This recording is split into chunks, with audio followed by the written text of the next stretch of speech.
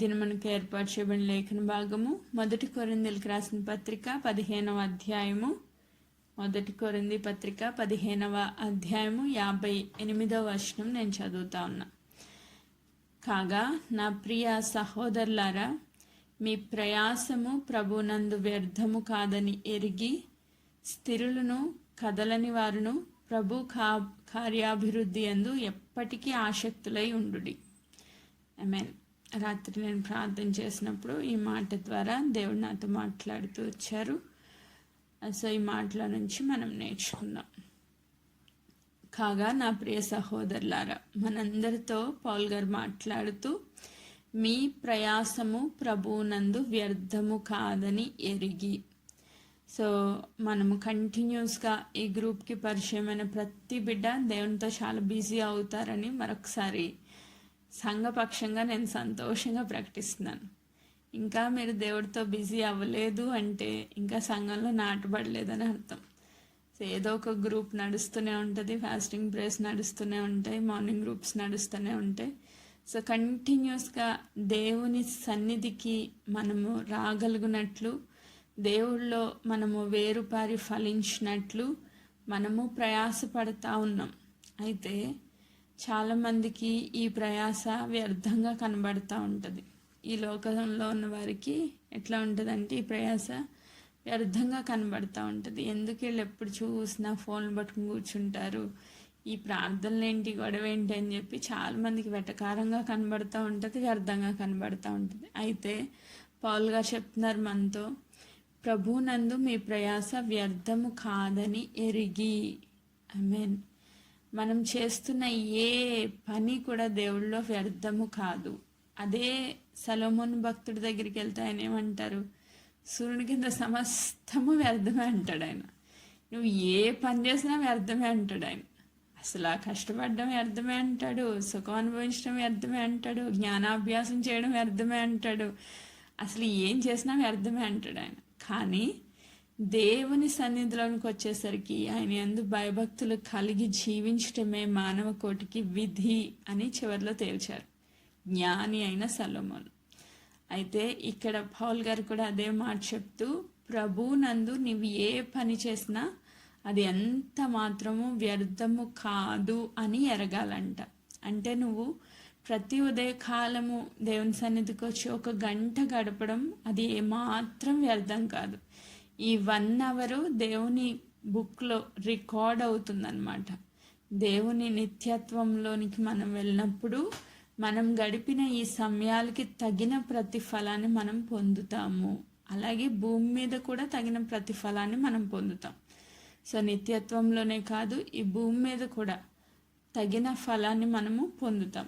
అందుకే ఇక్కడ ఏం చెప్తున్నారంటే, ప్రభునందు నీ ప్రయాస వ్యర్థం కాదని ఫస్ట్ నువ్వు ఎరగాలి. మనకి తెలిస్తేనే, అంటే ప్రభు యొక్క విలువేంటో మనకి తెలిస్తేనే, ఈ సమయం యొక్క విలువేంటో మనకు తెలిస్తేనే శ్రద్ధగా దేవుని సన్నిధికి రాగలుగుతాం. 1 రోజు వచ్చి 4 రోజులు నువ్వు మానేస్తున్నావు అంటే ప్రభు సన్నిధిలో అన్న గొప్పతనం ఏంటో, ఆయన కృపను ఎలా ఉదయకాలం పొందుకోగలుగుతావు నువ్వు గుర్తించలేకపోతున్నావు. కాబట్టి ఇర్రెగ్యులర్గా ఉన్నావు. కానీ ఎవరు రెగ్యులర్గా ఉంటారంటే దేవుని కృపను గుర్తించిన వాళ్ళు. ఆమేన్.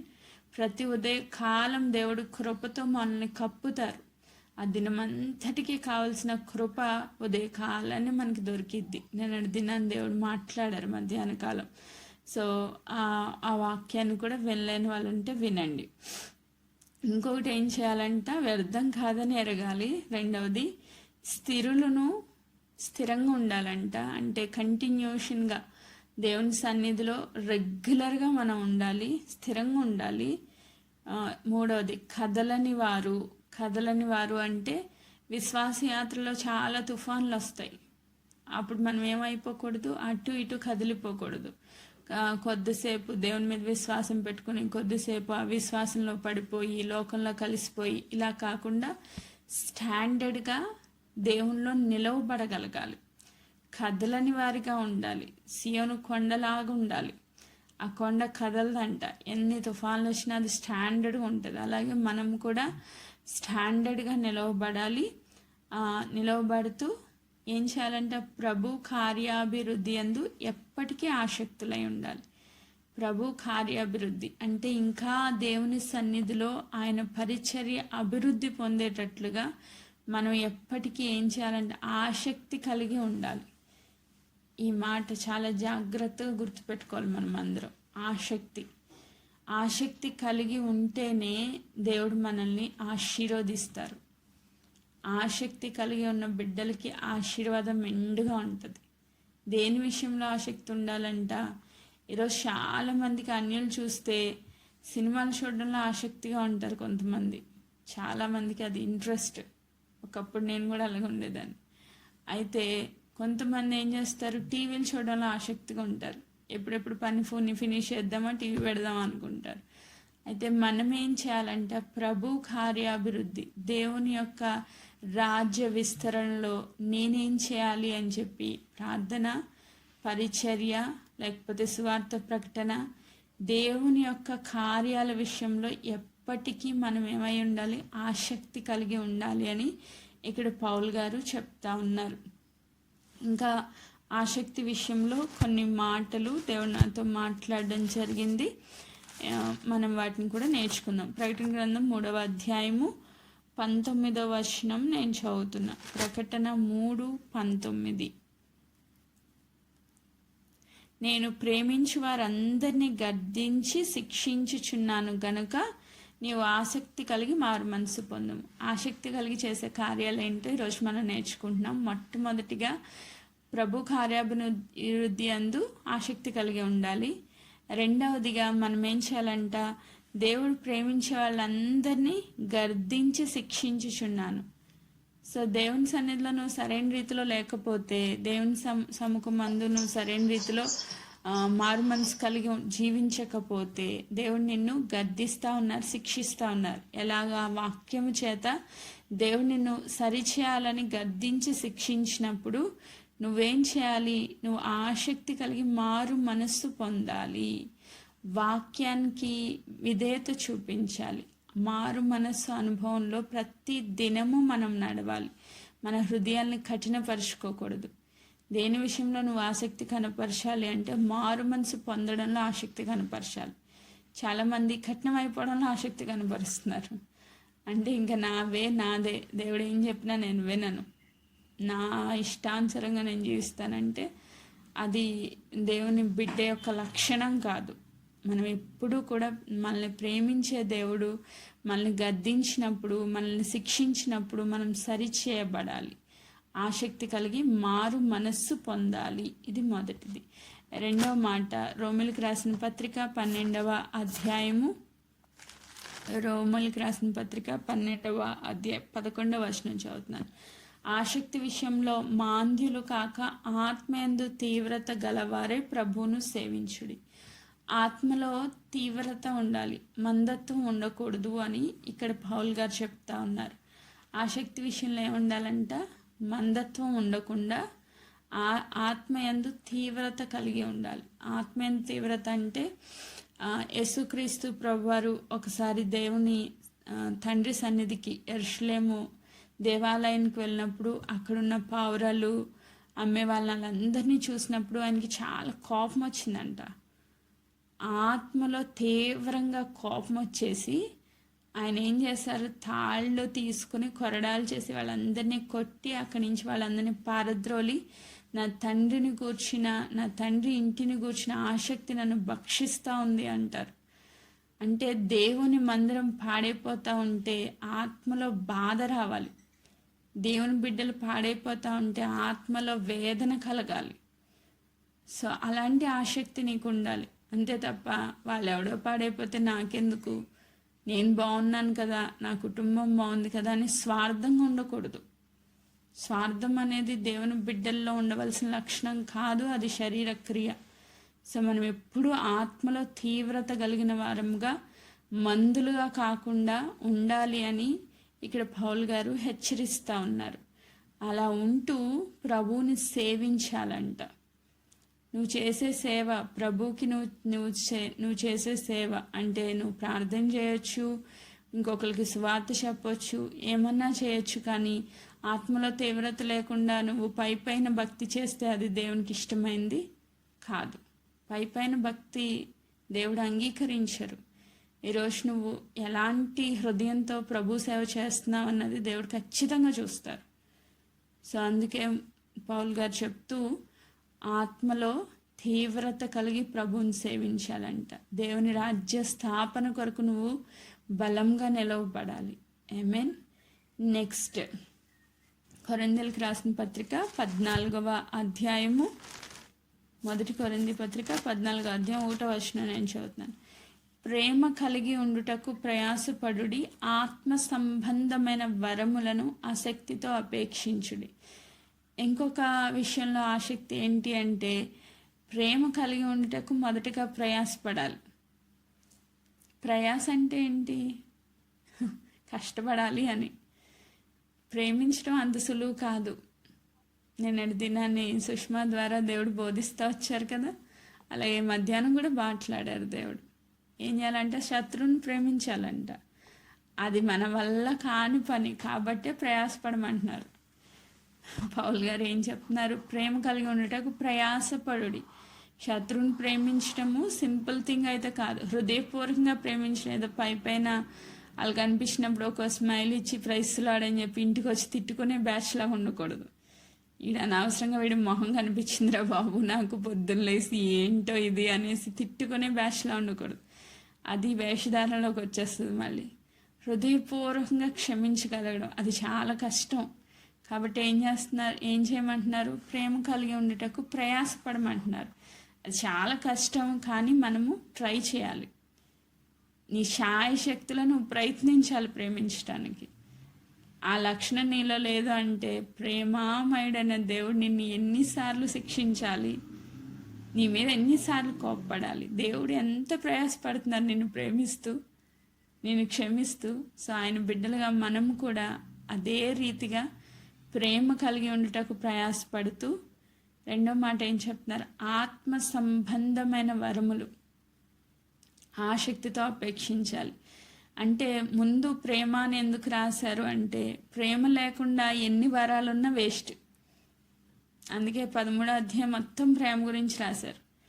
ప్రేమ కోప్పడదు, ప్రేమ డంభంగా ప్రవర్తించదు, ప్రేమ అన్నింటినీ తాళ్ళుకుంటుంది. ఇవన్నీ రాసుకుంటా వచ్చి 14:1 అంటారు ప్రేమ కలిగి ఉండటకు ప్రయాసపడి అని చెప్పి. తర్వాత అంటే ఫస్ట్ ఈ ప్రేమలో ఫలించేస్తే నెక్స్ట్ మనం చేయాల్సింది ఏంటంటే ఆత్మ సంబంధమైన వరాల్ని ఆసక్తితో అపేక్షించాలండి. దేవా నేను ప్రేమలో ఫలించాను కాబట్టి ఇప్పుడు నాకు నీ ఆత్మ వరాలను ఇవ్వండి అంటే అప్పుడు ఆయన ఇస్తారు. నువ్వు ముందు ప్రేమలో ఫెయిల్ అయిపోయి నువ్వు మనుషులు ప్రేమించకుండా, శత్రువులను ప్రేమించకుండా నీ ఇష్టానుసారంగా జీవిస్తూ ఇప్పుడు నాకు ఆత్మవరాలు ఇచ్చేయండి ప్రభు అంటే ఆయన ఎవరు? వేస్ట్ అసలు ఆ ప్రార్థన నన్ను అడిగితే. నువ్వు ఫస్ట్ ప్రేమలో ఫలించాలి. రెండవది ఆసక్తితో దేవుణ్ణి ఆత్మ సంబంధమైన వరముల కొరకు ప్రార్థించాలి. ఆమేన్. సో ఈరోజు మనం అందరం ఆత్మ సంబంధులుగా స్థిరపరచబడాలని నేను ఆశపడతా ఉన్నాను. నెక్స్ట్ మనం ముందుకెళ్దాం. రోమిలకు రాసిన పత్రికలోనే 14వ అధ్యాయము 19వ వచనం నేను చదువుతున్నాను. రోమా 14:19. కాబట్టి సమాధానమును పరస్పర క్షేమాభివృద్ధియు కలుగజేయు వాటినే ఆసక్తితో అనుసరింతుము. ఇక్కడ పౌల్ గారు రోమా సంఘానికి రాస్తూ సమాధానమును పరస్పర క్షేమాభివృద్ధియు కలుగజేయు వాటిని ఆసక్తితో అనుసరింతుము. ఏ విషయంలో నువ్వు ఆసక్తి కలిగి ఉండాలంటే సమాధానాన్ని వెతికి వెంటాడడానికి నువ్వు ప్రయాసపడాలి. ఇది కూడా ప్రయాసే. ఎవరితో గొడవ అయిందనుకోండి, ఫస్ట్ మనమే వెళ్ళి సారీ చెప్పాలనుకోండి. మనమేం తప్పు చేయలేదు, తప్పంతా వాడే చేశాడు, కానీ మనం సారీ చెప్పాలంటారు దేవుడు. అది చాలా కష్టం. నేను ఎందుకు చెప్పాలి ప్రభా, తప్పు అతను చేశారు కదా, నా వల్ల కాదు, నేను చెప్పను అని మొండికేసి కూర్చుంటాం మనం. కానీ దేవుని బిడ్డల లక్షణం ఏంటంటే అక్కడ ఎప్పుడైతే ఒక వ్యక్తితో మనకు అసమాధానం వస్తుందో మనం దేవుని సన్నిధిలో మోకరించి ప్రార్థించినప్పుడు దేవుడు ఆ ప్రార్థన వినలేరు. అందుకే మత్తయి సువార్తలో చెప్తారు, నీ సహోదరునితో ఏదైనా నీకు వ్యాజ్యం ఉన్న ఎడల ఫస్ట్ నువ్వు వెళ్ళి అది సెటిల్ చేసుకుని వచ్చి అప్పుడు నాకు బలి అర్పించు, నాకు మొక్కుబళ్ళు చెల్లించు, అప్పుడు నేను వాటిని అంగీకరిస్తాను అంటున్నారు. ఎవరితోని మనకి డిస్టర్బెన్స్ ఉండొద్దు. ఒకవేళ అలా అసమాధానంతో ఉంటే మాత్రం దేవుని సన్నిధిలో నువ్వు చేసే ప్రార్థనలు సఫలీకృతం అవ్వవు. సో మనం సమాధాన పడడానికి ఆసక్తి కలిగి ఉండాలంట. కొంతమంది గొడవ పెట్టుకోవడానికి ఆసక్తి ఉంటుంది, సమాధాన పడడానికి ఆసక్తి ఉండదు. అసలే వాళ్ళ మొహం నేను చూసేదేంటి అన్నట్లు. చాలామంది భక్తులు చూడండి, మీరు యూట్యూబ్లో ఎన్నో సాక్ష్యాలు మనకి అవైలబుల్గా ఉన్నాయి. నేను మారుమనసు పొందాక ప్రతి ఒక్కరి దగ్గరికి వెళ్ళి క్షమాపణ అడిగానండి. నేను తెలియక దేవుణ్ణి ఎరగక ముందు ఎవరితో అయితే గొడవలు పెట్టుకున్నాను వాళ్ళందరి దగ్గరికి వెళ్ళి నేను క్షమాపణ అడిగి నేను సమాధానం పడ్డానని ఎంతోమంది భక్తుల జీవితాల్లో సాక్ష్యాలు ఉన్నాయి. వాళ్ళందరూ భక్తులు అవ్వడానికి ముఖ్యమైన రీజన్ ఏంటంటే సమాధానం కలిగి ఉన్నారు. ఆమేన్. ఈరోజు మనలో కూడా ఆసక్తితో మనం చేయాల్సిన ఒక పని ఏంటంటే సమాధాన పడడం. ఆమేన్. ఇంకో రెండో మాట ఏం చెప్తారు, పరస్పర క్షేమాభివృద్ధి. అంటే వాళ్ళకి మనకి కూడా క్షేమం కలిగించి అభివృద్ధి కలిగించే క్షేమాభివృద్ధి కలుగజేసే వాటినే ఆసక్తితో అపేక్షించుడి. క్షేమాభివృద్ధి కలుగజేసే వాటిని ఆసక్తితో అపేక్షించాలంట. మనం ఏం చేస్తాం, గొడవలు పెట్టుకునే వాటిని బాగా ఆపేక్షిస్తూ ఉంటాం.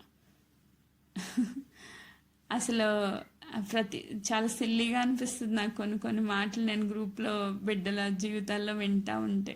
ప్రతి చిన్నదానికి ఏదో ఒక డిస్టర్బెన్స్. సరే పోన్లే క్షమించేస్తే పోద్ది కదా, హ్యాపీగా ఫ్యామిలీలో సమాధానం పోగొట్టుకునేదాని బదులు హ్యాపీగా వాళ్ళకి క్షేమం కావాలి, నీకు క్షేమం కావాలి. పరస్పరము క్షేమాభివృద్ధి కలిగించే వాటిని ఆసక్తితో అపేక్షించాలంట. అంటే ఈరోజు ఎవరో తప్పు చేశారు, నువ్వు వెళ్ళి ఏం చేయాలి, వారితో మాట్లాడేస్తే అక్కడితో ఆ డిస్టర్బెన్స్ వెళ్ళిపోద్ది. ఇద్దరికి క్షేమం కలుగుతుంది, ఇద్దరు మనశ్శాంతిగా జీవించగలుగుతారు. నేను తగ్గేదే లేదు అని చెప్పి నువ్వు అలా ఉన్నావంటే నీకు అది క్షేమం కాదు, ఎదుటివాడికి కూడా క్షేమం కాదు. ఒక్కొక్కసారి వాళ్ళు వచ్చి సారీ చెప్పినా కూడా క్షమించలేని వ్యక్తులు ఉంటారు, అది కూడా ఇబ్బందికరమే, ఇద్దరికీ ప్రాబ్లమే. సో ఇంట్లో ఎవరితో అయినా, నీ భర్తతో అయినా, నీ తల్లిదండ్రులతో అయినా, నీ అత్తమామలతో అయినా ఏదైనా డిస్టర్బెన్స్ వచ్చిందంటే ఫస్ట్ నువ్వే వెళ్ళి సారీ చెప్పు. తప్పేం లేదు, తగ్గడం వల్ల దేవుడు హెచ్చిస్తారు, కానీ తగ్గినంత మాత్రాన్ని మనం దిగజారిపోం. వాళ్ళ దృష్టిలో ఏమో నాకు తెలియదు, కానీ దేవుని దృష్టిలో నువ్వు దేవుని కుమార్తెవి, కుమారుడివి.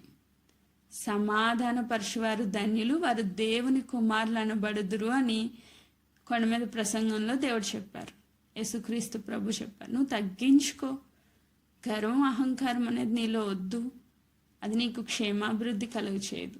తగ్గించుకున్న వాళ్ళని దేవుడు హెచ్చిస్తారంట. దాని విషయంలో నువ్వేం చేయాలి, ఆసక్తి కలిగి ఉండాలి. క్షేమం రావాలి నీ కుటుంబానికి, నీ ద్వారా క్షేమం కలగాలి, కీడు రావద్దు. సమాధానం కలిగి పరస్పర క్షేమాభివృద్ధి కలిగి జీవించడానికే నువ్వు ఆసక్తితో ఉండాలంట. ఆమేన్. నెక్స్ట్ ఇంకొంచెం ముందుకు వెళ్దాం. మొదటి పేతురు పత్రిక 3వ అధ్యాయము 13వ వచనం నేను చదువుతున్నా. 3:13. మీరు మంచి విషయములలో ఆసక్తి గలవారైతే మీకు హాని చేయవాడెవడు? ఇక్కడ చాలా అద్భుతంగా పేతురు గారు క్వశ్చన్ అడుగుతున్నారు. మీరు మంచి విషయంలో ఆసక్తి గలవారైతే మీకు హాని చేయవాడెవడు? నువ్వు మంచి చేస్తూ ఉంటే నీకు హాని చేసేవాడెవడు? ఒకవేళ నువ్వు మంచి చేసినప్పుడు హాని చేసినా దేవుడు చూసుకుంటారు. యుద్ధము యెహోవాదే. ఆమేన్.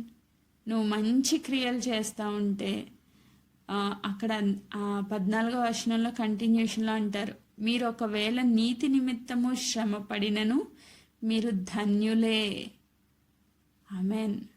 మీరు నీతి నిమిత్తం, ఒకవేళ నువ్వు మంచి క్రియలే చేస్తున్నావు కానీ నీకు శ్రమ వచ్చింది, ఎదుటి వాళ్ళు నిన్ను మిస్అండర్స్టాండ్ చేసుకున్నారు, నువ్వు మంచి క్రియలు అందే ఆసక్తి కలిగి ఉన్నావు కానీ శ్రమ వచ్చింది. ఒకవేళ అలాంటి నీతి నిమిత్తం, దేవుని వాక్యం నిమిత్తం నీకు శ్రమ వచ్చింది, నువ్వు వెళ్ళి సారీ అడిగా, వాళ్ళు యాక్సెప్ట్ చేయలా, నిన్ను తిట్టారు, నిన్ను అవమానపరిచారు, నిన్ను గేలి చేశారు, అయినా పరలా, నువ్వు ధన్యురాలివి. ఆమేన్. నువ్వు మంచి క్రియలే చేయడానికి ఇష్టపడు, మంచి విషయాలు యందు నువ్వు ఆసక్తి కలిగి ఉండు అని చెప్తూ, వారు బెదిరింపునకు భయపడకుడి, కలవరపడకుడి.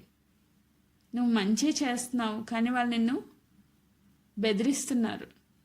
నువ్వు మంచి చేసినా నీకు బెదిరింపులు వస్తున్నాయి, ఇంకా కలవరం వచ్చేస్తుందంట. అంటే వాళ్ళ నుంచి నీకు చాలా థ్రెట్ ఉందన్నమాట. నిన్ను అసలు బ్రతకనివ్వట్లేదు వాళ్ళు. ఏం ప్రాబ్లం లేదు, నువ్వేం భయపడకు, దేవుడు చూసుకుంటారు.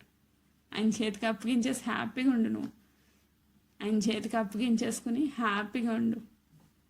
దేవుడు చెప్తున్నారు, నిర్మలమైన మనస్సాక్షి కలిగిన వారే. నిర్మలమైన మనస్సాక్షి ఎప్పుడు వస్తుంది? ఇది నీ హృదయంలో గలిబిలు లేకుండా సంతోషంగా దేవుని సన్నిధిలో నువ్వు నిర్మలంగా, అంటే నువ్వు మంచి క్రియలే చేస్తున్నావు అనుకోండి, ఎదుటివాడు ఎంత ప్రాబ్లమేటిక్గా ఉన్నా నీలో ఆ మనస్సాక్షి నిర్మలంగా ఉంటుంది.